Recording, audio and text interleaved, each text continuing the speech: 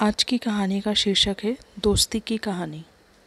एक समय की बात है जब दुनिया में अधिकतर लोग अपनी यारी, दोस्ती और मुश्किल समय में एक दूसरे का साथ निभाने के लिए जाने जाते थे।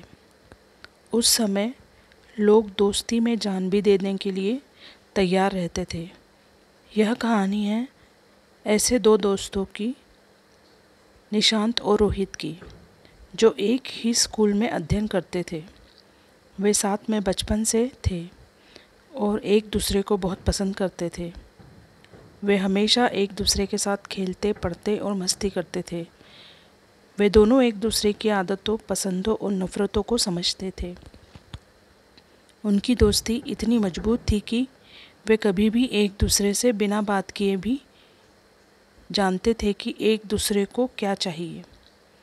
उन्होंने हमेशा एक दूसरे का साथ दिया था, चाहे वह खुशी हो या दुख। एक दिन जब वे दोनों अपने घर से आए, रोहित के चेहरे पर उदासी दिखाई दी। निशांत ने पूछा, रोहित क्या हुआ? रोहित ने उत्तर नहीं दिया, बल्कि उसने सिर्फ अपना सिर झुका लिया।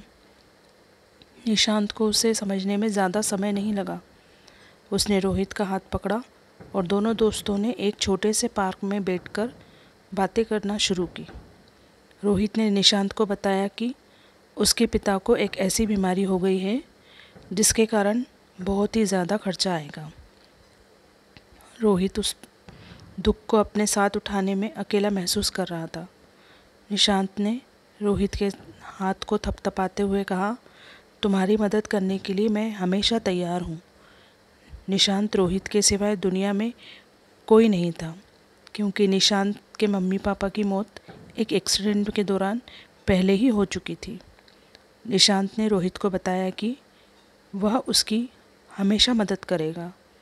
रोहित ने इस विचार को ध्यान से सुना और उसने निशांत का धन्यवाद किया। धीरे धीरे रोहित के पिताजी की तबीयत और भी ज़्यादा बिगड़ने लगी। रोहित और भी बेचैन होने लगा। एक दिन अचानक उसके पिताजी को हॉस्पिटल में भर्ती करना पड़ा। भर्ती करवाया तो डॉक्टर ने बताया कि तुम्हारे पिताजी का ऑपरेशन करना पड़ेगा, वरना बात आगे बढ़ जाएगी, फिर हम भी कुछ नहीं कर पाएंगे। रोहित ने निशांत की तरफ देखा। निशांत ने डॉक्टर को फ़ौरन जवाब दिया और कहा कि आप जल्दी से जल्दी ऑपरेशन स्टार्ट कीजिए। रोहित ने कहा कि हम इतना पैसा कहाँ से लाएंगे? निशांत ने रोहित को कहा, तुम पैसों का लोड मत लो, तुम पिताजी के पास रहो, मैं पैसे की व्यवस्था करके आता हूँ। निशांत के पास अपने मम्मी पापा की निशानी उसका घर था। निशांत ने अपने घर को भी बेच दिया और पैसे की व्यवस्था कर ली। जैसे ही वह पैसे लेकर हॉस्पिटल पहुँचा और उसने रोहित कितने पैसे दिए, रोहित ने निशांत को गले लगाया और रोने लगा और कहने लगा कि आज तुम नहीं होते तो शायद ही मेरे पिताजी बच पाते। तुम इतने पैसे लाए कहाँ से? निशांत ने कहा कि यह बातें हम बाद में करेंगे, पहले मुझे पैसे जमा कराने दो। ऑपरेशन के बाद रोहित के पिता एकदम ठीक हो गए और रोहित ने उनको बताया कि निशांत ने पैसे की व्यवस्था की। रोहित के पिताजी निशांत से इतने पैसे तुम कहाँ से लाए? तो निशांत ने सारी बात बताई। रोहित के पिताजी और रोहित दोनों चौंक गए और कहने लगे कि तुमने अपने मम्मी पापा की एक आखिरी निशानी भी बेच दी। निशांत कहने लगा कि पैसे कमाकर वह घर को वापस खरीद लेगा, अभी आप बच गए बहुत है। रोहित के लिए पिताजी के निर्णय लिया कि आज से निशांत उनके साथ ही रहेगा और निशांत को अपना बेटा बना लिया।